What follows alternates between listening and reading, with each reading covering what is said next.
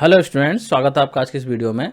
तो आज की इस वीडियो में हम डिस्कस करने वाले हैं क्लास 10th के कंप्यूटर एप्लीकेशन के सैम्पल पेपर को, जिसका कोड जो है 165 है। तो काफ़ी सारे स्टूडेंट के कमेंट आ रहे थे कि सर 10th क्लास के कंप्यूटर एप्लीकेशन के सैम्पल पेपर को डिस्कस कर लीजिए। तो इसीलिए मैंने सोचा कि आप लोगों के लिए वीडियो बना देता हूं, जिससे कि सैम्पल पेपर के सारे क्वेश्चन आपको समझ में आ सकें और जो भी आपके डाउट हैं वो भी क्लियर हो जाए। और देखिए, सैम्पल पेपर इसलिए भी इंपॉर्टेंट होता है क्योंकि आपको एक आइडिया लग जाता है कि जो बोर्ड का पेपर आएगा वो आपका कैसा आएगा। जैसा सीबीएसई का सैम्पल पेपर होता है तो उसी के अकॉर्डिंग जो है आपको बोर्ड का पेपर देखने को मिलता है। तो चलिए आज की इस वीडियो को स्टार्ट करते हैं और डिस्कस करते हैं सैम्पल पेपर को। तो कंप्यूटर एप्लीकेशन का जो सैम्पल पेपर है, इसकी जो है मैंने पूरी प्रेजेंटेशन बना ली है, जिससे कि जो है आपको सारी चीज़ें अच्छे से समझ में आ सके। तो चलिए यहाँ पे डिस्कस करते हैं। तो देखिए, कंप्यूटर एप्लीकेशन का जो पेपर होगा वो आपका 50 मार्क्स का होगा, मतलब कि बोर्ड एग्जाम में आपको 50 मार्क्स का क्वेश्चन पेपर देखने को मिलने वाला है। और इस क्वेश्चन पेपर को करने के लिए जो है आपको 2 घंटे का टाइम मिलेगा। इसके अलावा यहाँ पर क्वेश्चन पेपर में कुछ जो है जनरल इंस्ट्रक्शंस आपको दे रखे हैं, जिसमें कि बोला गया है कि इस क्वेश्चन में टोटल 5 सेक्शंस हैं, जो कि आपके ए से ई तक रहेंगे। इसके अलावा सेकंड पॉइंट में बोला है कि सारे क्वेश्चन जो है कंपलसरी है, लेकिन जो क्वेश्चंस है उनमें इंटरनल चॉइस दे रखी है, मतलब कि कुछ क्वेश्चंस में आपको चॉइस देखने को मिलेगी। थर्ड पॉइंट में बोला जा रहा है कि जो सेक्शन ए है इसमें 12 क्वेश्चंस होंगे, जो कि आपके 1-1 मार्क्स के होंगे, मतलब कि एक नंबर के आपके 12 क्वेश्चंस आपको देखने को मिलेंगे सेक्शन ए में। सेक्शन बी की अगर हम बात करें तो इसमें आपको देखने को मिलेंगे शॉर्ट आंसर टाइप क्वेश्चंस, और ये जो क्वेश्चंस रहेंगे वो आपके 2-2 मार्क्स के रहेंगे। सेक्शन सी में जो क्वेश्चंस रहेंगे वो आपके 3-3 मार्क्स के रहेंगे, और ये भी जो है कैसे रहेंगे, शॉर्ट आंसर टाइप क्वेश्चंस रहेंगे। इसके अलावा सेक्शन डी जो है, इसमें जो है आपको एक क्वेश्चन लॉन्ग आंसर टाइप देखने को मिलेगा, जो कि 4 मार्क्स का रहेगा। इसके अलावा सेक्शन ई की अगर हम बात करें तो इसमें जो है आपके 2 क्वेश्चंस होंगे, जो कि केस स्टडी बेस्ड क्वेश्चंस होंगे, या फिर आप कह सकते हैं पैसेज पे बेस्ड क्वेश्चंस होंगे। कुछ ना कुछ आपको प्रॉब्लम दे रखी होगी और उस पर बेस्ड क्वेश्चंस होंगे, तो जो क्वेश्चंस रहेंगे वो आपके 4-4 मार्क्स के रहेंगे। तो इस तरीके से यहाँ पे इंस्ट्रक्शंस में बता दिया गया है कि जो क्वेश्चन पेपर रहेगा उसका स्ट्रक्चर क्या रहेगा। अब हम यहाँ पे डिस्कस कर लेते हैं इसके क्वेश्चंस को। तो सबसे पहले डिस्कस करते हैं सेक्शन ए को। तो सेक्शन ए में पहला क्वेश्चन है, the acromion SSH stands for, मतलब कि जो SSH होता है इसकी फुल फॉर्म क्या होती है। तो यहाँ पे 4 ऑप्शंस दे रखे हैं, safe sale, software sale, secure sale, simple sale. तो इसका करेक्ट आंसर हो जाएगा ऑप्शन सी, सिक्योर सेल। देखिए, अगर आप लोगों ने क्लास 10th की प्लेलिस्ट को फॉलो किया होगा तो वहां पे जो है मैंने प्रोटोकॉल पढ़ा रखे हैं। तो ये प्रोटोकॉल है जो कि सिक्योरिटी के लिए होता है। और देखिए, यहाँ पे जो है मैं आपको एक चीज़ और बता दे रहा हूँ कि अगर आप लोगों को ये नहीं पता है कि किस तरीके से तैयारी करनी है, या किसी बच्चे की तैयारी अच्छे से नहीं हुई है, तो वो जो क्लास 10th की प्लेलिस्ट को देख ले। क्लास 10th की जो प्लेलिस्ट है वो ऑलरेडी चैनल पर पड़ी हुई है। पूरा क्लास 10th का जो सिलेबस है वो ऑलरेडी मैं करा चुका हूँ। सारे के सारे टॉपिक जो है वहाँ पे कवर्ड है, तो आप उस प्लेलिस्ट को देख लीजिएगा। सारे के सारे आपके डाउट क्लियर हो जाएंगे और आप जो है क्वेश्चन पेपर को बहुत आसानी से सॉल्व कर पाएंगे। तो चलिए यहाँ पर डिस्कस करते हैं क्वेश्चन नंबर 2 को। तो क्वेश्चन नंबर 2 की अगर हम बात करें तो इसमें बोला जा रहा है, which of the following is an example of social networking website. मतलब कि यहाँ पे 4 ऑप्शंस दे रखे हैं, तो आपको बोला जा रहा है कि इनमें से कौन सी वेबसाइट जो है सोशल नेटवर्किंग वेबसाइट है। तो ऑप्शंस में है विकिपीडिया ORG, बी ऑप्शन में है facebook.com, सी में है cbse.gov.in और डी में है ncrt.nic.in। तो यहाँ पे करेक्ट आंसर हो जाएगा इसका बी, facebook.com। सभी को पता होगा कि फेसबुक जो है कैसी वेबसाइट है, सोशल नेटवर्किंग वेबसाइट है। बात करते हैं क्वेश्चन नंबर 3 की। क्वेश्चन नंबर 3 में बोला जा रहा है, M in HTML stands for, मतलब कि HTML में जो एम होता है इसकी फुल फॉर्म क्या होती है। तो ऑप्शन ए है मॉडिफाई, बी है मैनेजमेंट, सी है मल्टीपल, डी है मार्कअप। तो इसका करेक्ट आंसर हो जाएगा मार्कअप। इसकी फुल फॉर्म होती है मार्कअप, क्योंकि HTML की फुल फॉर्म की अगर हम बात करें तो इसकी फुल फॉर्म होती है हाइपर टेक्स्ट मार्कअप लैंग्वेज। तो जो एम है उसका मतलब हो गया मार्कअप। बात करते हैं क्वेश्चन नंबर 4 की। क्वेश्चन नंबर 4 में बोला जा रहा है, a dash is an online journal or informational website run by an individual, group or corporation that offers regularly updated content about a topic। मतलब कि यहाँ पे बोला जा रहा है कि ऑनलाइन जर्नल जो होते हैं या फिर इंफॉर्मेशनल वेबसाइट जो होती है, जिसको कि जो है एक पर्सन या फिर ग्रुप जो है रन कर रहा हो और वहाँ पे रेगुलरली अपडेट मिलते रहते हैं किसी भी टॉपिक के बारे में, तो ऐसी वेबसाइट्स को आप क्या बोलेंगे। तो इसके लिए ऑप्शंस है, ऑप्शन ए है न्यूज़ ग्रुप, बी है ब्लॉग, सी है www और डी है ई ग्रुप्स। तो इसका करेक्ट आंसर हो जाएगा ब्लॉग। ब्लॉग जो है इसी तरीके की वेबसाइट होती है जिसको कि जो है एक पर्सन भी रन कर सकता है या फिर एक ग्रुप भी रन कर सकता है। बात करते हैं अगले क्वेश्चन की। तो अगला क्वेश्चन है क्वेश्चन नंबर 5। इसमें बोला जा रहा है, which of the following is not valid value for the target attribute of anchor tag. मतलब कि जो एंकर टैग होता है तो इसका एक एट्रीब्यूट होता है टारगेट। तो इस टारगेट एट्रीब्यूट की जो है वैल्यू हम डिफाइन करते हैं। तो यहाँ पे 4 ऑप्शंस दे रखे हैं, जिनमें की 3 जो है इसकी वैल्यू है और 1 इसकी वैल्यू नहीं है, जिसको कि जो हम टारगेट एट्रीब्यूट की एज अ वैल्यू डिफाइन नहीं कर सकते। तो वही वाला ऑप्शन आपको यहाँ पे बताना है वो कौन सी वैल्यू है जो कि टारगेट एट्रीब्यूट की नहीं हो सकती। तो चलिए बात करते हैं, पहला है अंडरस्कोर ब्लैंक, तो ये आपकी होती है। इसके अलावा अगर हम बात करें बी की अंडरस्कोर सेल्फ, तो ये भी होती है। नेक्स्ट अगर हम बात करें अंडरस्कोर टॉप, तो ये भी होती है। डी की अगर हम बात करें अंडरस्कोर बॉटम, तो ये वैल्यू जो है नहीं होती है। तो इसका करेक्ट आंसर हो जाएगा डी अंडरस्कोर बॉटम। बात करते हैं क्वेश्चन नंबर 6 की। क्वेश्चन नंबर 6 में बोला जा रहा है link, B link, A link are attributes of dash tag. मतलब कि link, B link, A link ये जो है किस टैग के एट्रीब्यूट हैं। तो ऑप्शंस आपके सामने हैं body tag, anchor tag, HTML tag और इमेज टैग। तो इसके करेक्ट आंसर की अगर हम बात करें तो ये एट्रीब्यूट होते हैं बॉडी टैग के। ए जो ऑप्शन है वो इसका करेक्ट आंसर हो जाएगा। बात करते हैं क्वेश्चन नंबर 7 की। क्वेश्चन नंबर 7 में बोला जा रहा है the dash attribute of image tag specifies an alternate tags for an image if the image can not displayed. तो सिंपली यहाँ पे ये पूछा जा रहा है कि जो इमेज टैग होता है तो इसका आपको वो एट्रीब्यूट बताना है जो कि अल्टरनेट टैग्स को स्पेसिफाई करने में हेल्प करता है अगर आपकी इमेज डिस्प्ले नहीं होती है उस केस में। तो यहाँ पे जो है 4 ऑप्शंस दे रखी हैं। ऑप्शन ए है ऑल्ट, बी है टैग, सी है अल्टरनेट और डी है मैसेज, मतलब कि शॉर्ट में यहाँ पे MSG लिखा हुआ है। तो यहाँ पे करेक्ट आंसर की अगर हम बात करें तो इसका आंसर हो जाएगा ऑप्शन ए। ALT जो एट्रीब्यूट होता है इसकी हेल्प से जो हम अल्टरनेट टेक्स्ट डिफाइन कर सकते हैं किसी भी इमेज के लिए। बात करते हैं क्वेश्चन नंबर 8 की। क्वेश्चन नंबर 8 में बोला गया है which of the following tag can be used to draw a horizontal line in a web page. कहने का मतलब यह है कि यहाँ पे 4 टैग दे रखे हैं, तो आपको बताना है कि इनमें से कौन सा टैग है जो कि वेब पेज पे एक हॉरिजॉन्टल लाइन को ड्रॉ करता है। तो ऑप्शंस की अगर हम बात करें तो यहाँ पे है line, H rule, HR and rule. तो इसका करेक्ट आंसर हो जाएगा सी HR। HR की फुल फॉर्म होती है हॉरिजॉन्टल रूल। तो HR टैग की हेल्प से हम क्या कर सकते हैं, वेब पेज पे एक हॉरिजॉन्टल लाइन ड्रॉ कर सकते हैं। बात करते हैं क्वेश्चन नंबर 9 की। क्वेश्चन नंबर 9 में बोला गया है in HTML DL DD and DT tags are use to create. मतलब कि ये जो टैग हैं DL DD DT ये किस चीज को क्रिएट करने के लिए यूज होते हैं। तो ऑप्शन ए है डिस्क्रिप्शन लिस्ट, बी है डेफिनेशन लिस्ट, सी है डिटेल लिस्ट और डी है डायनेमिक लिस्ट। तो इसका करेक्ट आंसर हो जाएगा यहाँ पे ए डिस्क्रिप्शन लिस्ट। इनकी हेल्प से हम क्या करते हैं, डिस्क्रिप्शन लिस्ट को क्रिएट करते हैं, जो कि मैंने आपको HTML वाले चैप्टर में प्रैक्टिकली करके भी दिखाई है। तो मुझे लग रहा है आप लोग को क्वेश्चन भी क्लियर हो गया होगा। बात करते हैं क्वेश्चन नंबर 10 की। क्वेश्चन नंबर 10 बोला जा रहा है a software dash is a legal instrument governing the use और रीडिस्ट्रीब्यूशन ऑफ सॉफ्टवेयर। मतलब कि सॉफ्टवेयर के रिगार्डिंग ऐसी क्या लीगल चीज होती है जो कि ये चीज डिफाइन करती है कि उस सॉफ्टवेयर को किस तरीके से यूज करा जाएगा और उसको किस तरीके से रीडिस्ट्रीब्यूट करा जाएगा। तो इस चीज के लिए यहाँ पे ऑप्शंस दे रखी हैं। ऑप्शन ए है लाइसेंस, बी है लॉ, सी है डॉक्यूमेंट और डी है पायरेसी। तो इसका करेक्ट आंसर हो जाएगा ऑप्शन ए लाइसेंस। सॉफ्टवेयर का जो लाइसेंस होता है वो ये चीज डिफाइन करता है कि सॉफ्टवेयर को किस तरीके से यूज करना है या किस तरीके से उसको रीडिस्ट्रीब्यूट करना है। तो आई होप आपको क्वेश्चन समझ में आ गया होगा। बात करते हैं क्वेश्चन नंबर 11 की। तो क्वेश्चन नंबर 11 और 12 जो है वो असर्शन और रीजनिंग टाइप क्वेश्चंस हैं। तो इन क्वेश्चन में आपको देखने को मिलेगा एक असर्शन जिसको कि ए से इंडिकेट करेंगे और दूसरा आपको देखने को मिलेगा रीजन जिसको कि आर से डिनोट किया जा रहा है। और फिर इसके बाद में जो है 4 ऑप्शंस दे रखे होंगे, उन 4 ऑप्शंस में से जो आपको एक ऑप्शन पिक करना है। तो चलिए यहाँ पे डिस्कस करते हैं क्वेश्चन नंबर 11 को। तो क्वेश्चन नंबर 11 में देखिए असर्शन दे रखा है। असर्शन में बोला जा रहा है search engine is a hardware device that searches for any website on the world wide web. तो कहने का मतलब यह है कि सर्च इंजन होता है वो एक हार्डवेयर डिवाइस होती है जो क्या करती है, सर्च करती है किसी भी वेबसाइट को वर्ल्ड वाइड वेब पे। तो देखिए जो असर्शन दे रखा है ये क्या है, पूरी तरीके से गलत है, क्योंकि सर्च इंजन कोई हार्डवेयर नहीं होता है। सर्च इंजन क्या होता है, एक तरीके का प्रोग्राम होता है जो कि सर्च करके वेब पेजेस को आपको प्रोवाइड करता है वर्ल्ड वाइड वेब से। तो असर्शन तो यहाँ पे गलत हो गया। इसके अलावा बात करते हैं रीजन की। तो रीजन में बोला जा रहा है Google search and Microsoft Bing are two popular search engine. तो ये स्टेटमेंट देखिए सही है, मतलब कि रीजन यहाँ पे सही है। गूगल सर्च और माइक्रोसॉफ्ट का जो बिंग होता है दोनों ही क्या है, सर्च इंजन है। तो यहाँ पे इसका करेक्ट आंसर क्या होगा, देखिए ऑप्शन ए में दे रखा है both assertion and reasoning are true. तो देखिए दोनों तो आपके ट्रू नहीं है, तो ये वाला ऑप्शन तो आपका गलत हो गया।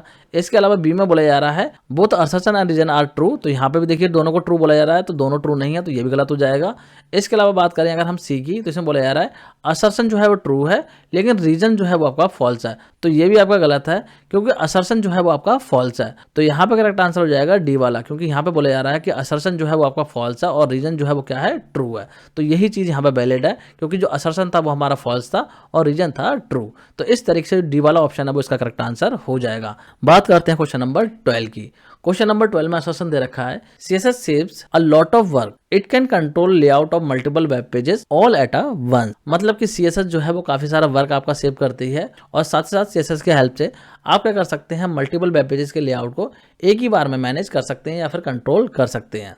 तो यहाँ पे देखिए असर्शन आपका सही हो जा रहा है, मतलब कि ये बिल्कुल सही बात है। CSS हमारा जो है काफ़ी सारा वर्क सेव करती है, क्योंकि जो हमें फॉर्मेटिंग करने के लिए कोड को बार बार रिपीट करना नहीं पड़ता है। इसके अलावा CSS के हेल्प से आप क्या कर सकते हैं, मल्टीपल वेब पेजेस के लेआउट को भी कंट्रोल कर सकते हैं। तो ये बात भी बिल्कुल सही है। तो यहाँ पे असर्शन आपका बिल्कुल सही है। बात करते हैं रीजन की। तो रीजन में बोला जा रहा है all the required style settings can be stored in an external style sheet and a link to it can be added in the head section of each web page। तो यहाँ पे बेसिकली ये बोला जा रहा है कि जो भी स्टाइल की सेटिंग्स होती है उनको आप एक एक्सटर्नल स्टाइल शीट में सेव कर सकते हैं और उस स्टाइल शीट को आप क्या कर सकते हैं, हेड सेक्शन में लिंक कर सकते हैं किसी भी वेब पेज के। तो ये स्टेटमेंट भी देखिए बिल्कुल ट्रू है, मतलब कि रीजन भी यहाँ पे ट्रू हो जा रहा है। तो अगर हम बात करें इसके आंसर की, आंसर क्या होगा, तो इसका आंसर हो जाएगा ए। देखिए यहाँ पे लिखा हुआ है both assertion and reason are true, मतलब कि जो असर्शन है और रीजन है दोनों ही ट्रू हैं। और साथ साथ यहाँ पे देखिए बोला गया है कि जो रीजन है वो करेक्ट एक्सप्लेनेशन कर रहा है किसकी, असर्शन की। मतलब जो रीजन यहाँ पे बताया गया है वो असर्शन के बारे में करेक्ट एक्सप्लेनेशन दे रहा है। तो यहाँ पे ए ऑप्शन आपका सही हो जाएगा। देखिए यहाँ पे जो बी ऑप्शन है इसमें भी सेम चीज बोली गई है कि जो असर्शन है और जो रीजन है वो दोनों ही ट्रू है, लेकिन यहाँ पे बाद में ये बोला जा रहा है कि जो रीजन है वो करेक्ट एक्सप्लेनेशन नहीं कर रहा है ए की, मतलब कि असर्शन की। तो इसीलिए जो बी ऑप्शन है वो इसका करेक्ट आंसर नहीं हो सकता। ए ऑप्शन करेक्ट आंसर होगा, क्योंकि यहाँ पे जो रीजन है वो करेक्टली एक्सप्लेन कर रहा है असर्शन को। तो इसीलिए करेक्ट आंसर हो जाएगा इसका ऑप्शन ए। तो मुझे लग रहा है आप लोग को क्वेश्चन भी क्लियर हो गया होगा। तो ये कंप्लीट हो चुका है सैंपल पेपर का सेक्शन ए। अब हम डिस्कस करेंगे सेक्शन बी को। तो सेक्शन बी में पहला क्वेश्चन दे रखा है, right any 2 points of comparison in between SMS and MMS। मतलब कि आपको यहाँ पे जो है कोई भी 2 डिफरेंस बताने हैं MMS और SMS के बीच में, कि जो SMS होता है वो किस तरीके से MMS से डिफरेंट होता है। तो 2 पॉइंट आपको यहाँ पे लिखने हैं। तो चलिए डिस्कस कर लेते हैं इसके आंसर को। यहाँ पे देखिए रहा इसका आंसर। तो SMS की अगर हम बात करें तो SMS की फुल फॉर्म होती है शॉर्ट मैसेज सर्विस, ये जो है SMS की फुल फॉर्म होती है।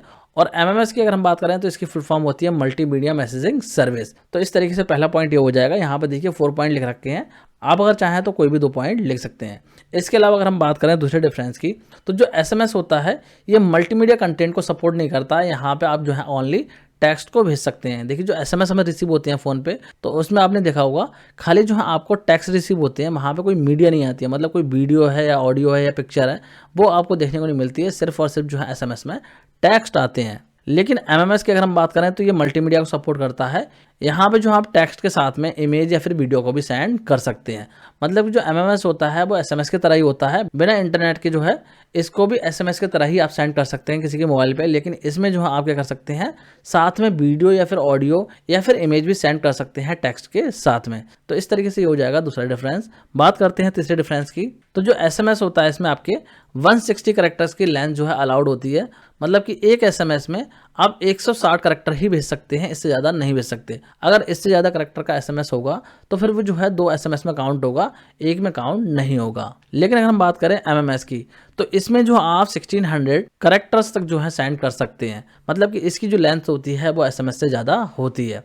अगले डिफरेंस की अगर हम बात करें तो जो SMS होता है वो आपका एक्सपेंसिव नहीं होता है, मतलब कि इसकी कॉस्ट जो है बहुत कम होती है। देखिए SMS अगर आप सेंड करेंगे तो 10 पैसे 5 पैसे इस तरीके से चार्ज लगता है। और आजकल के टाइम में ज़्यादातर जो SMS होते हैं वो आपको फ्री मिलते हैं। मतलब कि ऑलमोस्ट 100 SMS जो होते हैं वो पर डे के आपको मिल जाते हैं। तो इस तरीके से बहुत ज़्यादा एक्सपेंसिव SMS नहीं होते हैं। लेकिन MMS की अगर हम बात करें तो ये काफ़ी ज़्यादा एक्सपेंसिव होता है। अगर आप एक MMS भेजेंगे तो उसके लिए ही जो है 4-5 रुपये का चार्ज लग जाएगा। इसमें जो है एक्स्ट्रा कॉस्ट लगती है, क्योंकि इसकी हेल्प से आप जो है ऑडियो या फिर वीडियो को भेज सकते हैं बिना इंटरनेट के। तो जो MMS होता है वो आपका एक्सपेंसिव होता है। अब बात करते हैं अगले क्वेश्चन की, जो कि है क्वेश्चन नंबर 14। तो इस क्वेश्चन में बोला गया है what is e learning, mention it's 2 main advantages. मतलब कि आपको बताना है कि ई लर्निंग क्या होती है और इसके कोई भी 2 एडवांटेज आपको लिखने हैं। तो चलिए बात करते हैं इसके आंसर की।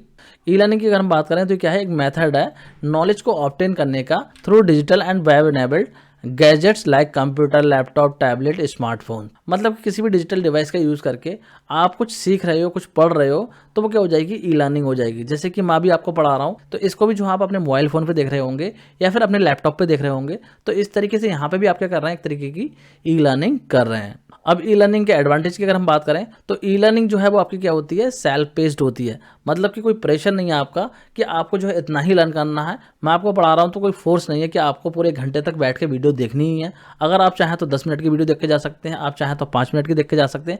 आपको जितना पढ़ना है उतना पढ़ सकते हैं, उसके बाद में वहाँ से आगे कंटिन्यू कर सकते हैं। लेकिन ऑफलाइन क्लासेस होती हैं तो वहाँ पे क्या होता है, आपको पूरी क्लास में बैठना ही पड़ता है, चाहे आपके समझ में आ रहा हो या नहीं आ रहा हो, आपका मन पढ़ने का है या नहीं है, आपको पूरे टाइम बैठना ही पड़ता है। लेकिन ई लर्निंग में ऐसा नहीं है, आपका मन कर रहा है आधे घंटे पढ़ने का तो आधे घंटे पढ़ के आप बंद कर सकते हैं, उसके बाद में आप दोबारा से वहाँ से कंटिन्यू कर सकते हैं। तो यहाँ पे जो लर्निंग करेंगे आप अपने पेज से कर सकते हैं, कोई भी यहाँ पे प्रेशर नहीं है। इसके अलावा जो ई लर्निंग होती है वो कैसी होती है, स्टूडेंट सेंटर्ड होती है। मतलब कि ई लर्निंग में जो भी कंटेंट बनाया जाता है, जो भी चीज़ पढ़ाई जाती है वो स्टूडेंट को ध्यान में रख के बनाई जाती है। जैसे मैं पढ़ा रहा हूँ तो मैं आपको ध्यान में रख के पढ़ा रहा हूँ कि पता नहीं कौन से टाइप का बच्चा देख रहा होगा, कितने IQ लेवल का बच्चा होगा, तो उसके हिसाब से जो है मैं सारी चीज़ें कवर करके आपको यहाँ पे पढ़ा रहा हूँ, जिससे कि जो है हर बच्चे को चीज़ें समझ में आ सके। इसके अलावा नेक्स्ट एडवांटेज की अगर हम बात करें तो ई लर्निंग क्या है, कॉस्ट इफेक्टिव है। मतलब कि यहाँ पे जो कॉस्ट होती है बहुत ज़्यादा कम होती है। देखिए कोई भी कोर्स आप खरीदने जाएंगे, मतलब कि आप एक एग्जाम्पल ले लीजिए, अगर आप एक ट्यूशन लेंगे तो वहाँ पे जो है आपको अच्छे खासे चार्ज देने पड़ेंगे, लेकिन ऑनलाइन जो है आप उसी चीज़ को बहुत कम पैसे दे के सीख सकते हैं। तो इस तरीके से जो ई लर्निंग होती है वो कॉस्ट इफेक्टिव रहती है। इसके अलावा अगले एडवांटेज की अगर हम बात करें तो e learning accommodates individual learning style. मतलब कि ई लर्निंग जो है वो इंडिविजुअल लर्निंग स्टाइल के हिसाब से भी हो सकती है। जैसे कि अलग अलग कैटेगरी के कोर्सेज होते हैं, अलग अलग लेवल्स के कोर्सेज होते हैं, तो ई लर्निंग में जो आप अपने कैटेगरी के कोर्स चूज कर सकते हैं और उससे पढ़ सकते हैं। तो ये फैसिलिटी भी जो है आपको ई लर्निंग में मिल जाती है। तो इस तरीके से हो जाएगा इस क्वेश्चन का आंसर। यहाँ पे देखिए लर्निंग के बाद में स्पेस है, तो आप लोग जो है इसको सही कर लेना। तो ये हो जाएगा इस क्वेश्चन का आंसर। बात करते हैं अगले क्वेश्चन की।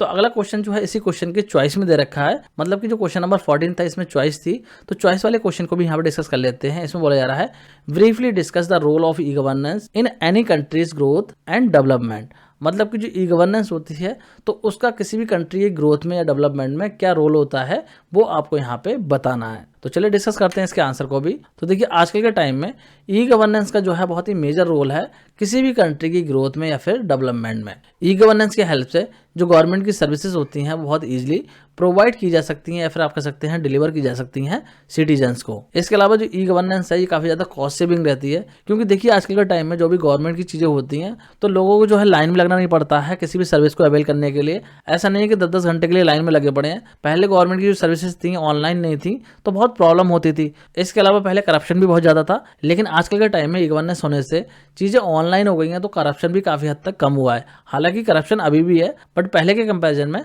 जो करप्शन है वो काफ़ी ज़्यादा कम हुआ है।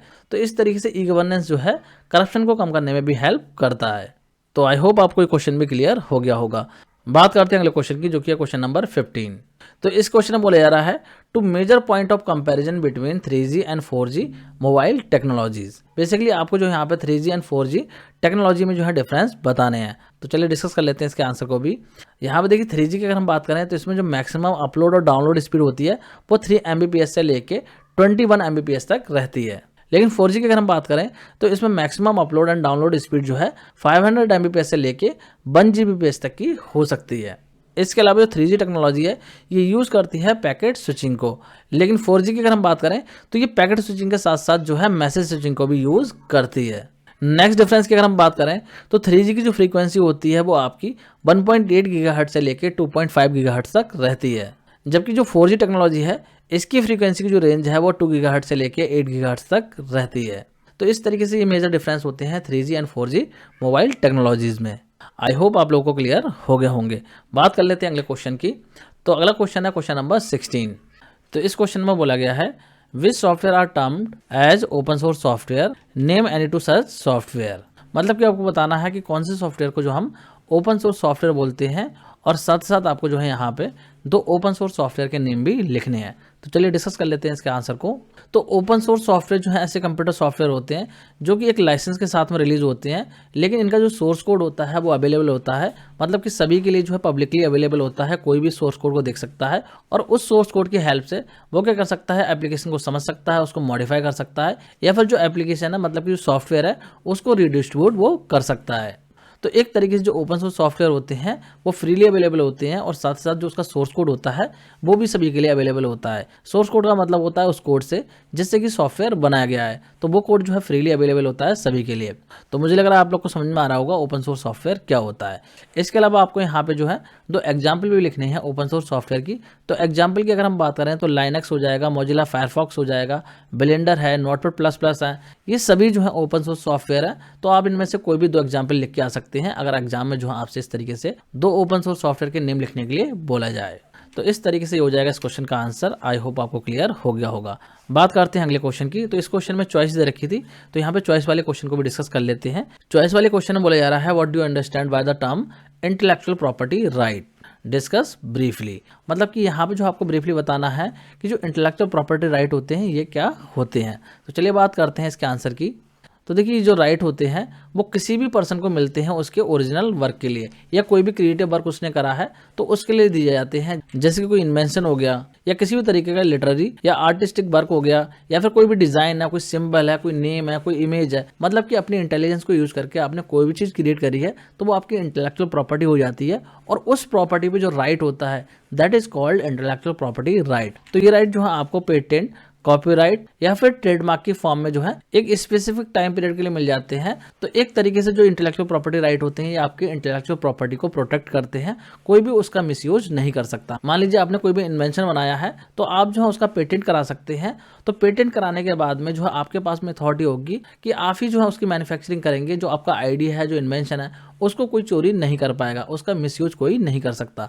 आपने जो है एक लीगल राइट ले लिया है। अगर आपकी परमिशन के बिना आपके इन्वेंशन को कोई यूज करने की कोशिश करता है तो आप जो है उसके अगेंस्ट लीगल एक्शन ले सकते हैं। तो इस तरीके से होते हैं इंटेलेक्चुअल प्रॉपर्टी राइट जो कि आपके इंटेलेक्चुअल प्रॉपर्टी के लिए मिलते हैं। मुझे लग रहा है आप लोग को क्लियर हो गया होगा। बात करते हैं अगले क्वेश्चन की जो कि है क्वेश्चन नंबर 17। तो इस क्वेश्चन में बोला गया है mention any 2 purposes of using comments while designing HTML web page. मतलब कि HTML के वेब पेज को डिजाइन करते टाइम जो कमेंट हम यूज करते हैं तो उन कमेंट्स का क्या पर्पस होता है वो आपको यहाँ पे बताना है। कोई भी 2 पर्पस बताने हैं जिसके लिए हम कमेंट यूज करते हैं। तो चलिए डिस्कस कर लेते हैं इसके आंसर को। तो देखिए कमेंट के पर्पसेस की अगर हम बात करें तो पहला पर्पस तो ये हो जाएगा कि कमेंट की हेल्प से आप क्या कर सकते हैं, प्लेस कर सकते हैं नोटिफिकेशंस को या फिर रिमाइंडर्स को। मतलब कि जो HTML का कोड है तो उसमें जो है कमेंट्स को एज ए नोटिफिकेशन या फिर रिमाइंडर के तौर पर लगा सकते हैं। मान लीजिए आपने कोड लिख दिया है और आपको ध्यान रखना है कि जो कोड है वो किस लिए लिखा है, तो वहाँ पर जो आप कमेंट लगा सकते हैं। और इसके अलावा दूसरे पर्पस की अगर हम बात करें तो कमेंट जो होते हैं बहुत ज़्यादा यूजफुल रहते हैं डिबगिंग के टाइम पे। मतलब कि HTML के कोड को जब आप डिबग करते हैं, डिबग का मतलब होता है एरर फिक्स करने से। मान लीजिए कोई कोड है बहुत लंबा जिसमें कि जो है कुछ एरर्स हैं, तो उन एरर्स को फिक्स करते टाइम भी जो है कमेंट्स काफ़ी ज़्यादा यूजफुल हो जाते हैं, क्योंकि इनकी हेल्प से जो आप कमेंट कर सकते हैं HTML के लाइन ऑफ कोड को। मतलब कि जब कोड में आप एरर फाइंड कर रहे हैं तो उस टाइम पे आप पर्टिकुलर कोड को कमेंट कर सकते हैं कि वहाँ पे एरर है या नहीं है। इस तरीके से चीज़ें वहाँ पे लिख सकते हैं जिससे कि जो डिबगिंग होगी वो आपकी इजी हो जाएगी, मतलब कि एरर को फाइंड करना इजी हो जाएगा। तो इस तरीके से 2 पर्पसेस हो जाएंगे कमेंट को यूज़ करने के HTML कोड में। बात करते हैं अगले क्वेश्चन की जो कि है क्वेश्चन नंबर 18। तो इसमें बोला गया है Tavisa has got confused with a few tags and their attributes, help her to match the tag with the correct attribute. मतलब कि तविसा जो है वो कंफ्यूज है टैग और उनके एट्रीब्यूट के बारे में, तो आपको उसकी हेल्प करनी है सही एट्रीब्यूट को सही टैग से मैच करने में। मतलब कि इस तरीके से यहाँ पे टैग दे रखे हैं और इनके सामने इस तरीके से एट्रीब्यूट दे रखे हैं।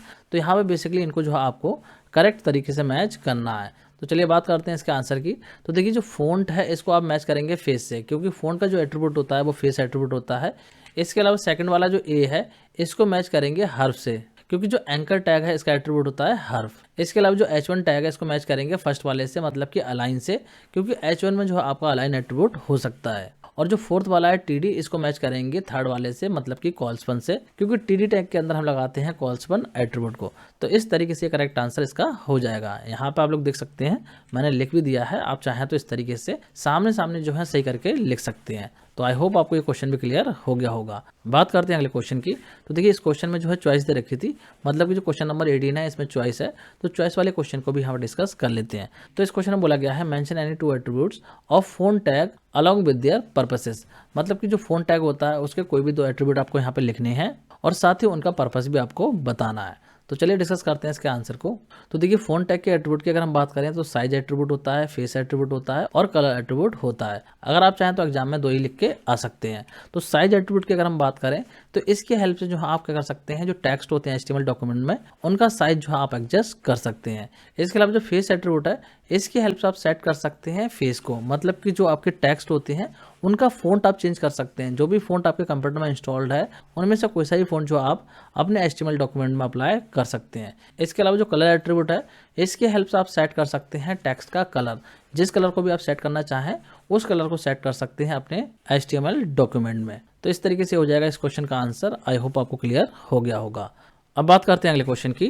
तो अगला क्वेश्चन है क्वेश्चन नंबर 19। तो इस क्वेश्चन में बोला जा रहा है write suitable HTML statements to display the following text on the web page in appropriate subscript and superscript form. मतलब कि यहाँ पे जो है 2 स्टेटमेंट दे रखे हैं, तो आपको यहाँ पे बोला जा रहा है कि ऐसे ही स्टेटमेंट अगर आपको वेब पेज पे डिस्प्ले कराने हैं तो HTML का कोड क्या रहेगा, वो HTML का कोड आपको यहाँ पे लिखना है। तो चलिए बात करते हैं। तो देखिए पहले वाले में अप्लाई हो रहा है सबस्क्रिप्ट और दूसरे वाले में अप्लाई हो रहा है सुपरस्क्रिप्ट। सबस्क्रिप्ट का मतलब होता है जब नीचे इस तरीके से लिखा हुआ होता है तो इसको बोलते हैं सबस्क्रिप्ट, और ऊपर इस तरीके से पावर लगी हुई होती है तो इसको बोलते हैं सुपरस्क्रिप्ट। तो सबस्क्रिप्ट और सुपरस्क्रिप्ट के लिए मैंने आपको टैग पढ़ाए हुए हैं कि इनके लिए यूज करते हैं हम सबस्क्रिप्ट टैग को और सुपरस्क्रिप्ट टैग को। तो इसका आंसर किस तरीके से रहेगा, देखिए यहाँ पे पहले वाले की अगर हम बात करें तो आप लिखेंगे CO और उसके बाद में लगाएंगे सब टैग को, देन टू लिख के जो है सब टैग को क्लोज कर देंगे। तो इससे क्या होगा, जो टू है वो आपका नीचे आ जाएगा, मतलब कि इस तरीके से जो है टू आपका डिस्प्ले हो जाएगा। और अगर हम बात करें सेकंड वाले की तो यहाँ पे X लिखेंगे, फिर लिखेंगे आप सब, मतलब कि SUP लिखेंगे, फिर टू लिख के जो है आप सब टैग को क्लोज कर देंगे। तो इससे क्या होगा, जो टू होगा वो ऊपर चला जाएगा, मतलब कि इस तरीके से जो है आपका टू डिस्प्ले हो जाएगा। तो इस तरीके से ये आंसर हो जाएगा इस क्वेश्चन का। आई होप आपको क्लियर हो गया होगा। तो ये कंप्लीट हो गया है सैम्पल पेपर का B सेक्शन। अब डिस्कस करेंगे हम सैम्पल पेपर के सेक्शन C को। तो देखिए सेक्शन C जो है स्टार्ट हो रहा है क्वेश्चन नंबर 20 से, और इस क्वेश्चन में बोला जा रहा है Ronaldo is a web designer in a startup company wants to give headings in a web page through H1 tag. Additionally, he want to implement following styles on all the H1 tag of the same web page at one go। मतलब कि जो Ronaldo है वो एक web designer है एक startup company में, और उसे जो है क्या करना है, वेब पेज पे H1 टैग का यूज करके जो है कुछ हेडिंग्स को डिफाइन करना है। मतलब कि जितनी भी हेडिंग्स वेब पेज पे वो लिखेगा उन सब के लिए जो है वो H1 टैग को यूज करेगा। कह सकते हैं हेडिंग का जो लेवल रहेगा वो H1 रहेगा। इसके अलावा यहाँ पे बोला जा रहा है कि जो H1 टैग वो लगाएगा उस H1 टैग में जो है उसे कुछ स्टाइल्स को जो है अप्लाई करना है, और ये जो स्टाइल वो अप्लाई करेगा वो सभी H1 के लिए जो है वो एक बार में सेट करना चाहता है। तो H1 टैग में जो है उसे जो स्टाइल अप्लाई करने हैं वो इस तरीके से यहाँ दे रखे हैं। मतलब कि जो H1 का कलर रहेगा, इसके अलावा जो बैकग्राउंड कलर होगा वो येलो रहेगा, और जो हेडिंग होगी उसका जो बॉर्डर रहेगा उसका साइज रहेगा 2 पिक्सल्स, और बॉर्डर का कलर रहेगा रेड। तो इस तरीके से ये स्टाइल अप्लाई करना है उसे जितने भी H1 टैग दे रखे हैं उन सब में, और एक ही बार में जो है उसे ये काम करना है। मतलब कि H1 टैग जहां भी लगाएगा, सपोज कि उसने जो है वेब पेज में 5 बार जो है H1 टैग का यूज करा, तो 5 बार जो है उसे अलग अलग डिफाइन करना ना पड़े, बस एक बार जो है वो उस स्टाइल को डिफाइन करे और जहां पे भी H1 टैग है उन सब में ऑटोमेटिक अप्लाई हो जाए। तो बेसिकली ये चीज यहाँ पे होनी है। तो यहाँ पे बोला जा रहा है कि जो रोनाल्डो है वो इस काम को नहीं कर पा रहा है, तो आपको जो यहाँ पे सजेस्ट करना है कि वो इस काम को कैसे कर सकता है। बेसिकली आपको ही जो है यहाँ पे कोड लिखना है। तो चलिए यहाँ पे बात कर लेते हैं कि इस काम को वो कैसे कर सकता है, मतलब कि जो इसका आंसर रहेगा वो क्या रहेगा। तो इस तरीके से देखिए जो रोनाल्डो है वो क्या कर सकता है, CSS को इंप्लीमेंट कर सकता है इस काम को करने के लिए। मतलब कि जो H1 टैग है इसमें वो क्या कर सकता है, CSS को इंप्लीमेंट कर सकता है, जिससे कि जहाँ पे भी वेब पेज में वो H1 टैग को यूज करे तो वहाँ पे सेम फॉर्मेटिंग अप्लाई हो जाए, मतलब कि सेम स्टाइल अप्लाई हो जाए। तो यहाँ पे देखिए H1 टैग में वो क्या करेगा, कलर कर देगा ब्लू, बैकग्राउंड कलर जो है वो कर देगा येलो। बैकग्राउंड कलर लगाने के लिए CSS में प्रॉपर्टी होती है बैकग्राउंड कलर, तो इस तरीके से लिख के वो जो है कलर लिख देगा येलो, और इसके बाद में बॉर्डर प्रॉपर्टी को लगा देगा। फिर यहाँ पे जो है 2 पिक्सल दे देगा, क्योंकि उसने बोला था कि 2 पिक्सल उसका साइज होना चाहिए। तो यहाँ पे जो है बॉर्डर का टाइप दे दिया है सॉलिड, और उसके बाद में इसका कलर कर दिया है रेड। तो इस तरीके से जो है क्या करेगा, H1 टैग का स्टाइल डिफाइन कर देगा स्टाइल टैग का यूज करके। मतलब कि यहाँ पे जो हेड सेक्शन के अंदर इस तरीके से स्टाइल टैग लगा के उसके अंदर H1 को इस तरीके से डिफाइन कर देगा। तो इससे क्या होगा, जब भी वो जो है H1 टैग को यूज करेगा वेब पेज पे तो सेम फॉर्मेटिंग जो है अप्लाई हो जाएगी। यहाँ पे देखिए H1 टैग यूज हो रहा है तो इसमें जो है यही फॉर्मेटिंग अप्लाई हो जाएगी। इसके अलावा मान लीजिए कि 3 या 4 बार यूज करना हो H1 टैग को, तो उन सारे H1 में भी जो है सेम फॉर्मेटिंग अप्लाई हो जाएगी। तो इस तरीके से हो जाएगा इस क्वेश्चन का आंसर। मुझे लग रहा है आप लोग को क्लियर हो गया होगा। अब बात करते हैं अगले क्वेश्चन की, जो कि क्वेश्चन नंबर 21। तो देखिए इस क्वेश्चन में बोला गया है Rajat is a web developer wants to show a video name tiger.mp4 in dimensions of 300 pixel width and 200 pixels height on the web page. तो यहाँ पे बोला जा रहा है कि जो रजत है एक वेब डेवलपर है और उसको जो है एक वीडियो को डिस्प्ले करना है वेब पेज पे, जिसका नेम यहाँ पे दे रखा है tiger.mp4। इस तरीके से mp4 वीडियो है, तो इसको जो है उसे डिस्प्ले कराना है वेब पेज पे। और इसका डायमेंशन यहाँ पे दे रखा है कि जो विड्थ रहेगी वो 300 पिक्सल की रहेगी और जो हाइट रहेगी वो रहेगी 200 पिक्सल्स। तो इस तरीके से इस काम को करने के लिए यहाँ पे कोड लिखने के लिए बोला गया है। तो चलिए बात करते हैं इसका कोड क्या रहेगा। यहाँ पे आप लोग देख सकते हैं हाइट एंड विड्थ को सेट करने के लिए वो क्या करेगा, वीडियो टैग को लगाएगा और वीडियो टैग के अंदर विड्थ एट्रीब्यूट को लगा देगा और जो विड्थ था वो यहाँ पे 300 हो जाएगी, क्योंकि यहाँ पे जो विड्थ दे रखी है वो 300 दे रखी है। तो इस तरीके से यहाँ पे 300 आ जाएगा और उसके बाद में हाइट एट्रीब्यूट को लगाएगा और इसकी जो हाइट है वो 200 पिक्सल यहाँ पे इस तरीके से डिफाइन कर देंगे। और उसके बाद में जो है यहाँ पे कंट्रोल एट्रीब्यूट को लगा देंगे, जिससे कि जो है वीडियो को कंट्रोल किया जा सके। फिर यहाँ पे जो है सोर्स टैग का यूज करेंगे, जिसमें कि src एट्रीब्यूट को लगा देंगे और इक्वल करके जो वीडियो का नेम है वो यहाँ पर टाइप कर देंगे। वीडियो का नाम दे रखा था टाइगर, तो इस तरीके से यहाँ पे लिख देंगे और फिर टाइप एट्रीब्यूट लगा के यहाँ पे लिख देंगे वीडियो/mp4। इस तरीके से ये काम कर देंगे और उसके बाद में जो वीडियो टैग है इसको क्लोज कर देंगे। तो इससे क्या होगा, जो आपका वीडियो है ये आपके वेब पेज पे एडजस्ट हो जाएगा इस हाइट एंड विड्थ के अकॉर्डिंग।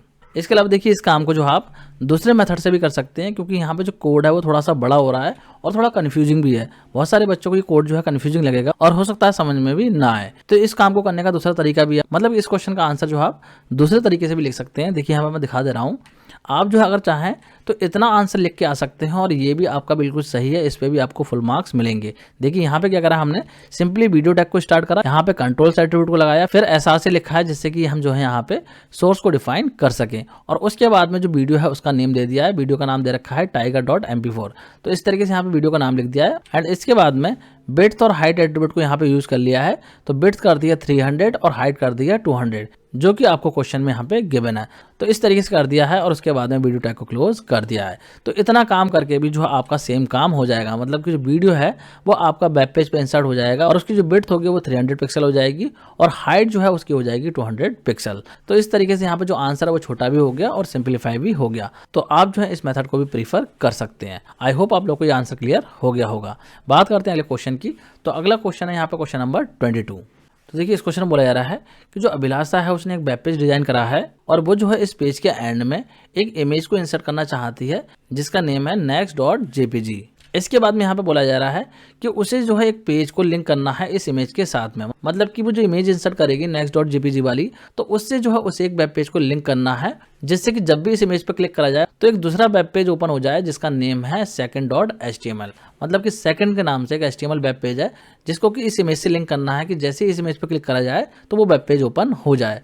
तो बेसिकली इस काम को करने के लिए जो आपको यहाँ पे कोड लिखना है, और देखिए यहाँ पे एक नोट दे रखा है कि आपको एज्यूम कर लेना है कि जो इमेज है और जो वेब पेज है वो दोनों जो है आपके क्या है, सेम फोल्डर में है। क्योंकि देखिए मैंने आपको बताया था कि अगर आपकी इमेज और वेब पेज सेम पेज में नहीं होंगे तो आपको क्या करना पड़ेगा, पूरा कंप्लीट पाथ देना पड़ेगा। मतलब कि जहाँ इमेज है उस इमेज का पूरा कंप्लीट पाथ जो है आपको कॉपी करना पड़ेगा और फिर जो है आपको उसको देना पड़ेगा, जो कि काफ़ी लंबा हो जाएगा। तो इसीलिए यहाँ पे इन्होंने नोट में डाल दिया है कि आपको अज्यूम कर लेना है कि दोनों ही चीज़ें सेम फोल्डर में है, तो इससे जो आपका कोड होगा वो सिंप्लीफाई हो जाएगा। तो चलिए डिस्कस करते हैं इसके आंसर को।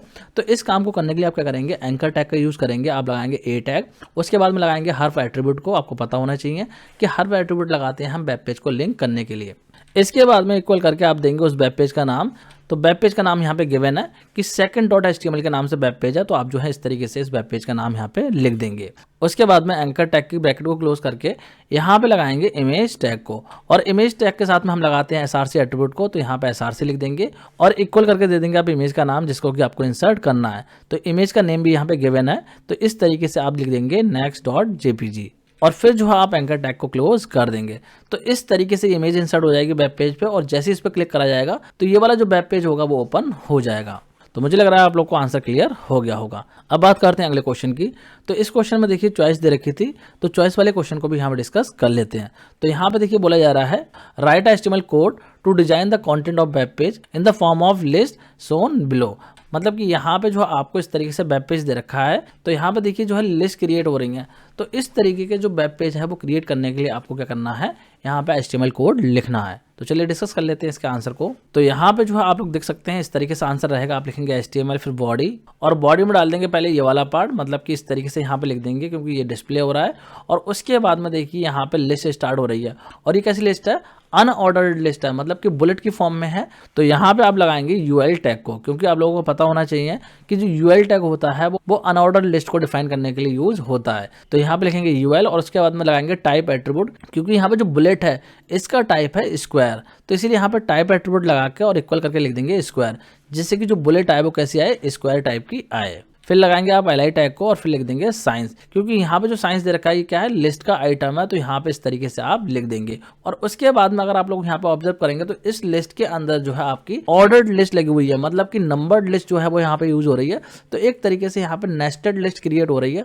तो आप क्या करेंगे, फिर इसके अंदर OL टैग का यूज करेंगे, क्योंकि जो नंबर्ड लिस्ट होती है उसको क्रिएट करने के लिए हम यूज करते हैं OL टैग का, मतलब कि ऑर्डर्ड लिस्ट को डिफाइन करने के लिए OL टैग का यूज करते हैं। तो यहाँ पे लिखेंगे OL और इसके बाद में टाइप एट्रीब्यूट लगाएंगे और यहाँ पे इक्वल करके लिख देंगे A, क्योंकि यहाँ पे जो नंबर का स्टाइल दे रखा है वो ABC की फॉर्म में दे रखा है। तो इसीलिए जो आप क्या करेंगे, यहाँ पे स्मॉल a लिखेंगे। अगर यहाँ पे कैपिटल अल्फाबेट होते तो आप क्या करते हैं, यहाँ पे कैपिटल A को डिफाइन करते।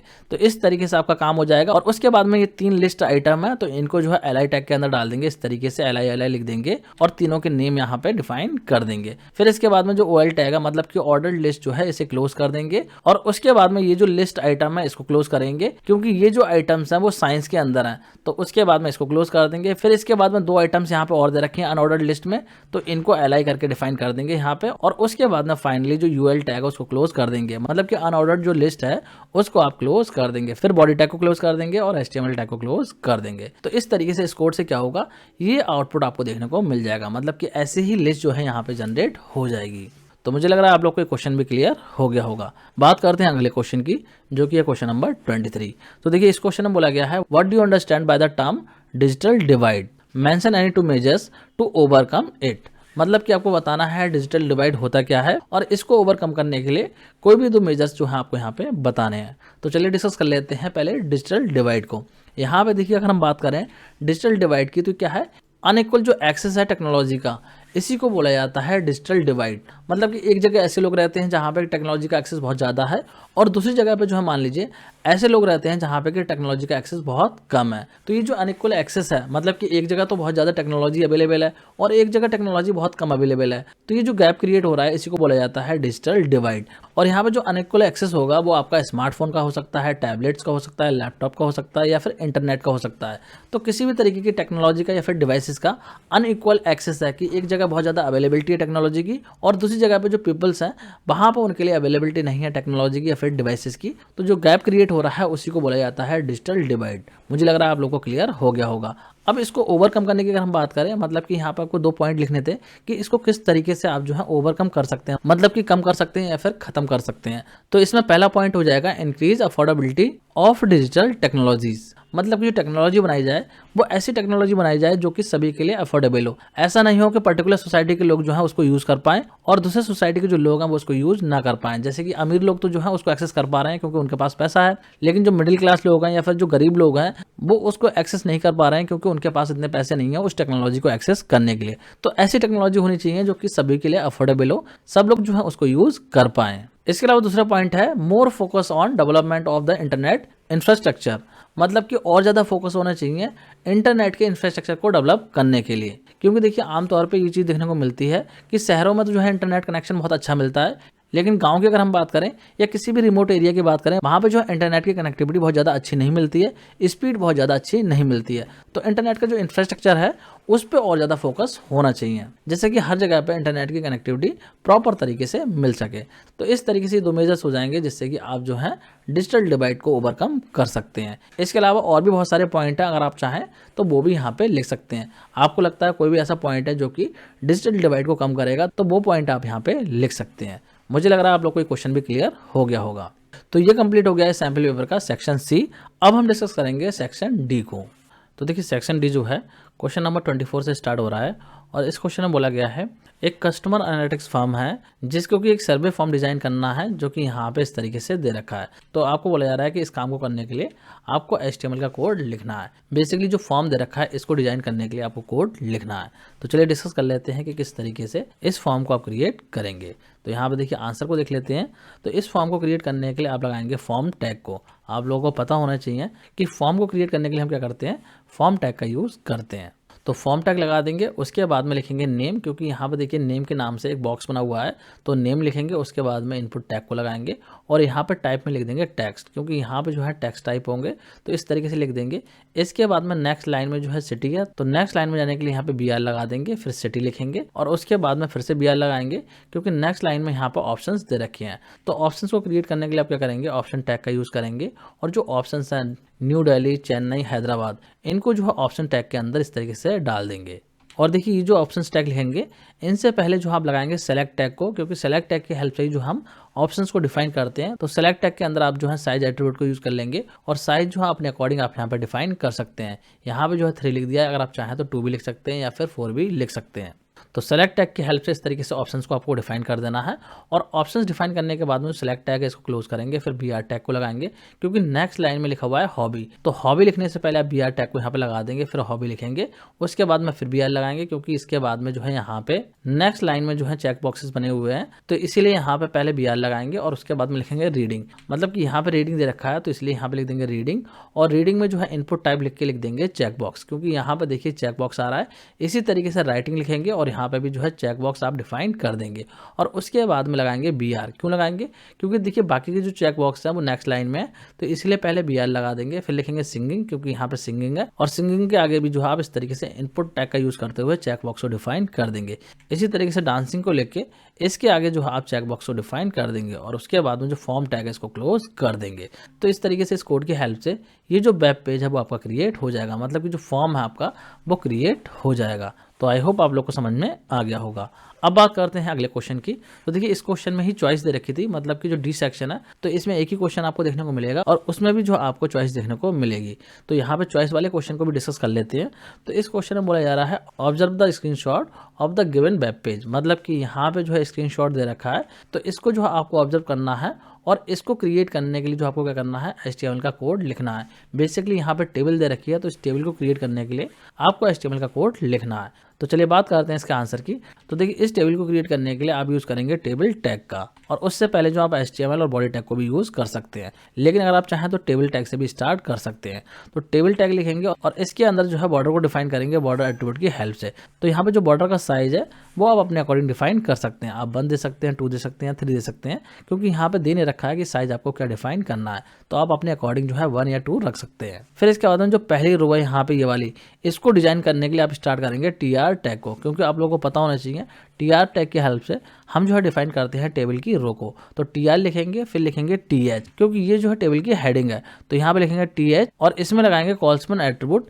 क्यों लगाएंगे, क्योंकि देखिए यहाँ पे कितने कॉलम है, 1 2 3 कॉलम है। तो बेसिकली इस वाली रो में जो आपको कॉलम्स को मर्ज करना होगा, तो कॉलम्स को मर्ज करने के लिए यूज करते हैं कॉल्समैन एट्रीब्यूट, और इसकी वैल्यू रहेगी 3, क्योंकि यहाँ पे 3 कॉलम्स हैं, तो 3 कॉलम्स के बराबर इसका साइज रखना है, इसीलिए यहाँ पे 3 लिख दिया है। इसके बाद में जो आप स्किल वर्कशॉप लिख देंगे, इसके बाद में TH टैग को क्लोज कर देंगे और TR टैग को भी क्लोज कर देंगे, मतलब कि ये वाली जो रो है वो आपकी पूरी कंप्लीट हो जाएगी। इसके बाद में आप कोड लिखेंगे इस वाली रो के लिए, मतलब कि सेकंड वाली रो है इसके लिए कोड लिखेंगे। तो क्या करेंगे, फिर से TR टैग को आप जो है यहाँ पे स्टार्ट करेंगे, TR लिखेंगे, इसके बाद में फिर से TH लगाएंगे, क्योंकि ये जो है ये भी क्या है, टेबल की हेडिंग्स हैं, तो इसीलिए यहाँ पे 3 बार TH लिखेंगे और ये जो तीनों हेडिंग्स हैं इनको 1 बाय 1 डिफाइन कर देंगे। यहाँ पे देखिए S नंबर लिख दिया है, स्किल लिख दिया है और डेज लिख दिया है। तो इस तरीके से तीनों को डिफाइन कर दिया है और उसके बाद में फिर से हम क्या करेंगे, TR टैग को क्लोज कर देंगे, मतलब कि ये वाली जो रो होगी वो पूरी कंप्लीट हो जाएगी। फिर इसके बाद में अगली वाली रो को डिफाइन करेंगे, तो फिर से क्या करेंगे, TR टैग को स्टार्ट करेंगे। अब यहाँ पर डालेंगे हम टेबल के अंदर डेटा, तो टेबल के अंदर डेटा डालने के लिए आप यूज करेंगे TD टैग को। तो 3 बार जो आप इस तरीके से TD लिखेंगे और 1 बाय 1 जो ये वैल्यूज हैं इनको यहाँ पे पास कर देंगे। देखिए पहली वैल्यू है 1, दूसरी है कम्युनिकेशन स्किल और तीसरी है मंडे ट्यूसडे। तो इस तरीके से टीडी टैग के अंदर तीनों वैल्यूज को जो है 1 बाय 1 डिफाइन कर देंगे और उसके बाद में अगेन जो है टीआर टैग को क्लोज कर देंगे। मतलब कि ये वाली जो रो है पूरी कंप्लीट हो गई है। इसके बाद में इस रो के लिए कोड लिखेंगे, तो फिर से टीआर टैग को स्टार्ट करेंगे और इस वाली रो में भी देखिए 3 वैल्यूज हैं, तो आप क्या करेंगे टीडी को 3 बार लिख देंगे और तीनों वैल्यूज को 1 बाय 1 डिफाइन कर देंगे। पहली वैल्यू है 2, दूसरी है आर्ट एंड क्राफ्ट और तीसरी है ट्यूसडे एंड फ्राइडे। तो इस तरीके से डिफाइन कर देंगे और उसके बाद में टीआर टैग को क्लोज कर देंगे। मतलब कि ये वाली जो रो है वो पूरी कंप्लीट हो जाएगी। फिर थर्ड वाली रो को डिफाइन करने के लिए कोड लिखेंगे, मतलब कि यहाँ पे फिर से टीआर टैग को स्टार्ट करेंगे और उसके बाद में 3 बार जो है टीडी लिख देंगे और ये तीनों वैल्यू है इनको 1 बाय 1 डिफाइन कर देंगे। मतलब कि 3 लिखेंगे, पर्सनैलिटी डेवलपमेंट लिखेंगे, वेडनेसडे एंड सैटरडे लिख देंगे। तो इस तरीके से लिख के अगेन जो है आप टीआर टैग को क्लोज कर देंगे। मतलब कि ये वाली रो आपकी पूरी कंप्लीट हो जाएगी और उसके बाद में फाइनली आप क्या करेंगे टेबल टैग को क्लोज करेंगे, बॉडी टैग को क्लोज करेंगे और एचटीएमएल टैग को क्लोज कर देंगे। तो इस तरीके से इस कोड से क्या होगा, ये टेबल आपकी जनरेट हो जाएगी। तो मुझे लग रहा है आप लोग को क्वेश्चन भी क्लियर हो गया होगा। तो ये कंप्लीट हो गया है सैंपल पेपर का डी सेक्शन। अब हम डिस्कस करेंगे सैंपल पेपर के ई सेक्शन को। तो देखिए ई सेक्शन में जो आपको 2 केस स्टडी बेस्ड क्वेश्चन देखने को मिलेंगे, मतलब कि 2 केस स्टडी दे रखी होंगी और उन पे बेस्ड जो है आपको कुछ क्वेश्चंस दे रखे होंगे। तो चलिए डिस्कस करते हैं पहली केस स्टडी को, जो कि क्वेश्चन नंबर 25 पे गिवन है। तो बात करते हैं इस केस स्टडी की। तो देखिए यहाँ पे बोला जा रहा है कि संजय जो है उसने ज्वाइन किया है ग्लोबल नेटवर्क कंपनी में एज अ नेटवर्क ट्रेनी। तो यहाँ पे जो कुछ इश्यूज को रिजॉल्व करने के लिए आपको जो कुछ आंसर देके संजय की हेल्प करनी है। बेसिकली यहाँ पे कुछ क्वेश्चंस दे रखे हैं, तो उन क्वेश्चंस के आंसर जो है आपको यहाँ पे बताने हैं। तो बात करते हैं यहाँ पे पहले क्वेश्चन की। इसमें बोला जा रहा है कि जो कंपनी है वो चाहती है जो एम्प्लॉय हैं वो ऑनलाइन फन एक्टिविटीज़ में जो है एंगेज हो जाएं, जिससे कि जो इनकी इंटरपर्सनल स्किल्स हैं वो स्ट्रेंथन हो सके। तो बेसिकली ऑनलाइन एक्टिविटी के लिए यहाँ पे जो है वो वीडियो कॉन्फ्रेंसिंग करना चाहते हैं। तो आपसे बोला जा रहा है कि सजेस्ट करो कोई भी वीडियो कॉन्फ्रेंसिंग सॉफ्टवेयर जो कि इस काम के लिए यूज हो सके। तो सिंपल वे में अगर हम बात करें तो यहाँ पे कोई भी 2 वीडियो कॉन्फ्रेंसिंग सॉफ्टवेयर के आपको नेम लिखने हैं। तो मुझे लगता है इसका आंसर सभी स्टूडेंट को पता होगा। 2 वीडियो कॉन्फ्रेंसिंग सॉफ्टवेयर तो आप आसानी से बता ही सकते हो। देखिए यहाँ पे मैं आंसर भी दिखा दे रहा हूँ, जैसे कि स्काइप है, जूम है, टीम है, व्हाट्सएप है। ये सारे के सारे जो एप्लीकेशन है वो वीडियो कॉन्फ्रेंसिंग एप्लीकेशन है। इसके अलावा भी बहुत सारे एप्लीकेशन होती हैं, तो आपको कोई भी 2 एप्लीकेशन के नाम यहाँ पे लिख देने हैं। आई होप आप लोग को क्वेश्चन क्लियर हो गया होगा। बात करते हैं अगले क्वेश्चन की। तो अगले क्वेश्चन में बोला है company wants employees to upgrade themselves by exploring internet about latest happening in the networking field, suggest any two suitable web browser for the same. मतलब कि कंपनी चाहती है कि जो एम्प्लॉय हैं वो इंटरनेट पे जो है नई नई चीजें सर्च करें नेटवर्किंग फील्ड के बारे में। तो इंटरनेट में सर्चिंग करने के लिए जो है वेब ब्राउजर्स की रिक्वायरमेंट होती है। तो बेसिकली आपको यहाँ पे तो वेब ब्राउजर्स के नेम बताने हैं, जिससे कि जो एम्प्लॉयज हैं वो वेब ब्राउजर का यूज करके नई नई चीजें सर्च कर सकें नेटवर्किंग के बारे में। तो मुझे लग रहा है सभी स्टूडेंट्स को 2 वेब ब्राउजर के नेम भी पता होंगे। मैं यहाँ पे देखिए आंसर भी दिखा दे रहा हूँ। गूगल क्रोम है, मोजिला फायरफॉक्स है, ये 2 वेब ब्राउजर के नेम आप लिख सकते हैं। इसके अलावा अगर आप चाहें तो एप्पल सफारी लिख सकते हैं, एज ब्राउजर लिख सकते हैं, ओपेरा मिनी लिख सकते हैं। मतलब कि कोई भी 2 वेब ब्राउजर जो आपको पता हो उनके नेम आपको यहाँ पे लिख देने हैं। तो आई होप आपको ये क्वेश्चन भी क्लियर हो गया होगा। बात करते हैं अगले क्वेश्चन की। तो देखिए अगले क्वेश्चन में बोला जा रहा है sometimes few employ needs to remotely log in to their office PC from their home. मतलब कि कई बार ऐसी सिचुएशन हो जाती है कि जो एम्प्लॉय हैं उन्हें जो है ऑफिस के पीसी को घर से जो है रिमोटली एक्सेस करने की रिक्वायरमेंट होती है। तो यहाँ पे जो आपको कोई भी ऐसा सॉफ्टवेयर बताना है जिसकी हेल्प से वो क्या कर सकते हैं, ऑफिस के पीसी को रिमोटली एक्सेस कर सकते हैं घर पे बैठे बैठे। और इस काम को करने में जो प्रोटोकॉल यूज होगा उसका नाम भी आपको यहाँ पे लिखना है। तो देखिए इस काम को करने के लिए एनीडेस्क के नाम से एक सॉफ्टवेयर आता है जिसको कि आप यूज़ कर सकते हैं। और अगर आपको कोई और सॉफ्टवेयर पता है जिसकी हेल्प से आप कंप्यूटर को रिमोटली एक्सेस कर सकते हैं तो उसका भी नाम आप यहाँ पे लिख सकते हैं। अब अगर हम बात करें कि यहाँ पे प्रोटोकॉल कौन सा यूज होगा, तो यहाँ पे प्रोटोकॉल यूज होगा टेलनेट। जब मैंने आपको प्रोटोकॉल पढ़ाए थे तो वहाँ पे मैंने आपको बताया था कि जब भी आप किसी कंप्यूटर को रिमोटली एक्सेस करते हैं तो वहाँ पे जो है टेलनेट प्रोटोकॉल यूज होता है। तो इस तरीके से हो जाएगा इस क्वेश्चन का आंसर। बात करते हैं अगले क्वेश्चन की। तो नेक्स्ट क्वेश्चन में बोला जा रहा है कि कंपनी जो है वो चाहती है कि जो उसके एम्प्लॉय हैं वो सेफ तरीके से जो है इंटरनेट पे अपनी लॉगिन और बैंक डिटेल को एंटर करें। मतलब कि जब भी वो इंटरनेट यूज़ करते हैं तो ऑनलाइन जब वो अपनी इन्फॉर्मेशन डालते हैं, चाहे वो बैंक की डिटेल हो या फिर लॉगिन डिटेल हो, तो वो डिटेल जो है एम्प्लॉय की सेफ रहे। तो यहाँ पे बोला जा रहा है कि जो HTTP होता है और जो HTTPS होता है, इन दोनों प्रोटोकॉल में से जो है कौन सा प्रोटोकॉल जो है उन्हें प्रीफर करना चाहिए जिससे कि जो डिटेल है वो इंटरनेट पे सेफ रहे। तो यहाँ पे देखिए इसका आंसर हो जाएगा HTTPS। मतलब कि जहाँ पे S लगा हुआ है उसी को प्रीफर करना चाहिए, जो HTTP होता है उसको प्रीफर नहीं करना चाहिए। क्योंकि यहाँ पे जो HTTPS होता है इसमें जब भी डेटा ट्रांसफर होता है तो वो होता है आपका एन्क्रिप्टेड फॉर्म में। मतलब कि कह सकते हैं यहाँ पर डेटा बिल्कुल सेफ रहता है, जबकि HTTP के साथ में ऐसा नहीं होता है। तो इसीलिए जो है HTTP को रिकमेंड नहीं किया जाता है। तो मुझे लग रहा है आप लोग को एक क्वेश्चन भी क्लियर हो गया होगा। तो केस स्टडी 1 में जो है आपके 4 क्वेश्चन थे, चारों को हमने डिस्कस कर लिया है। अब बात करते हैं केस स्टडी 2 की। तो सेकंड वाली केस स्टडी में यहाँ पे बोला जा रहा है, it is an era of internet and we as a netizen spend most of our time in the cyber world. Saumya class 10th student is new to cyber world, help her in the following. मतलब कि यहाँ पे बोला जा रहा है कि आजकल इंटरनेट का ईरा है, तो हम सभी जो है इंटरनेट पर अपना बहुत सारा टाइम गुजारते हैं। तो यहाँ पे बोला जा रहा है सौम्या जो है क्लास 10th की स्टूडेंट है और वो जो है साइबर वर्ल्ड में एक तरीके से बिल्कुल न्यू है। मतलब कि उसने जो है इंटरनेट को यूज़ करना स्टार्ट ही करा है।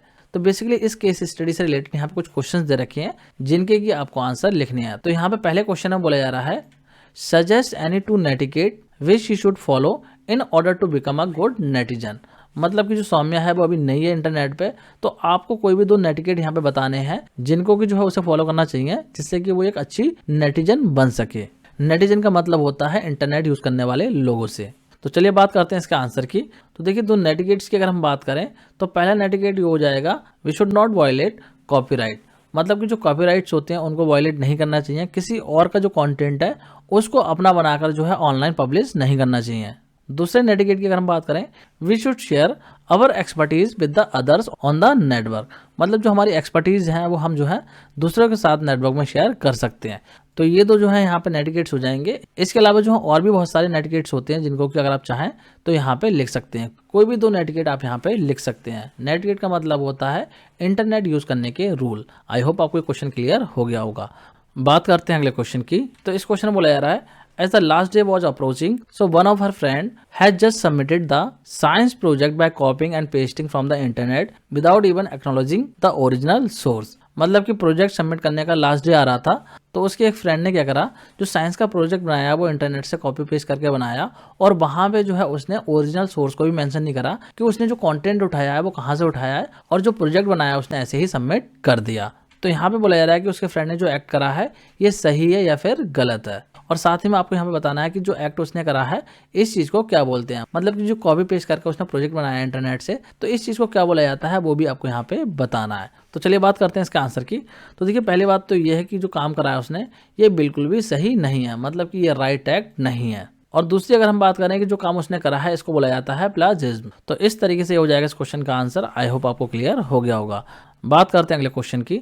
तो इस क्वेश्चन में बोला जा रहा है कि जो ई कॉमर्स आजकल के टाइम में एक्सपोनेंशियली ग्रो हो रही है और साथ साथ जो है इसमें रिस्क भी बढ़ते जा रहे हैं, मतलब कि रिस्क भी बहुत ज़्यादा इन्वॉल्व हो गए हैं ई कॉमर्स में। तो आपसे यहाँ पे बोला जा रहा है, mention any 2 common E commerce fraud in order to make Saumya aware about it. मतलब कि आपको जो है यहाँ पे कोई भी 2 ई कॉमर्स फ्रॉड के नेम लिखने हैं। तो चलिए बात करते हैं इसके आंसर की। तो 2 फ्रॉड की अगर हम बात करें तो पहला इसमें हो जाएगा आइडेंटिटी थेफ्ट और दूसरा इसमें हो जाएगा फिशिंग। जो हमारी आइडेंटिटी होती है तो उसकी भी जो है ई कॉमर्स वेबसाइट चोरी कर लेती हैं। बहुत बार ई कॉमर्स वेबसाइट पे ये होता है कि जो डेटा हम सबमिट करते हैं, जो इन्फॉर्मेशन हम सबमिट करते हैं, तो वो जो हमारी लीक हो जाती है या फिर चोरी हो जाती है। तो इस चीज़ को बोला जाता है आइडेंटिटी थेफ्ट। और दूसरा जो है आपके साथ में फिशिंग होने के भी चांसेस रहते हैं। तो इस तरीके से ये हो जाएगा इस क्वेश्चन का आंसर। बात करते हैं अगले क्वेश्चन की। तो अगले क्वेश्चन में यहाँ पे बोला गया है, suggest her any 2 precaution to be taken while using E commerce. मतलब कि जब भी वो ई कॉमर्स को यूज कर रही हो तो उसे जो है ऐसी कौन सी 2 प्रिकॉशंस हैं जिनका ध्यान रखना चाहिए। तो 2 प्रिकॉशंस की अगर हम बात करें तो पहले तो प्रिकॉशन ये रख सकती है कि जो भी एंटीवायरस सॉफ्टवेयर है उसको जो है वो रखे अपडेटेड, मतलब कि अपने कंप्यूटर में जो है वो अपडेटेड एंटीवायरस को यूज करे। और दूसरी प्रिकॉशन की अगर हम बात करें तो always ensure to check HTTPS in the web address. मतलब जो भी वेब एड्रेस वो टाइप कर रही है तो वहाँ पे चेक कर ले कि HTTPS लगा हुआ हो। अगर HTTPS वहाँ पे नहीं है तो उस वेबसाइट को विजिट ना करे। तो ये 2 पॉइंट है जिनका कि उसे स्पेशली ध्यान रखना है जब भी वो ई कॉमर्स को यूज़ करे। तो आई होप आपको ये क्वेश्चन भी क्लियर हो गया होगा। और इसी के साथ जो है हमारा ये सैम्पल पेपर पूरा कंप्लीट हो गया है। इस सैम्पल पेपर में जितने क्वेश्चन थे उन सब के मैंने आपको आंसर बता दिए हैं, और साथ साथ जो है मैंने आपको सारे आंसर एक्सप्लेनेशन के साथ में दिए हैं कि कोई आंसर आ रहा है तो क्यों आ रहा है, वो भी मैंने आपको यहाँ पे एक्सप्लेन कर दिया है। तो आई होप आप लोग को सारी चीज़ें क्लियर हो गई होंगी। अगर आप लोगों का कोई डाउट रह जाए तो आप लोग कमेंट करके पूछ सकते हैं, मैं आपका डाउट क्लियर करने की कोशिश करूँगा। तो आज की इस वीडियो में इतना ही। Thanks for watching.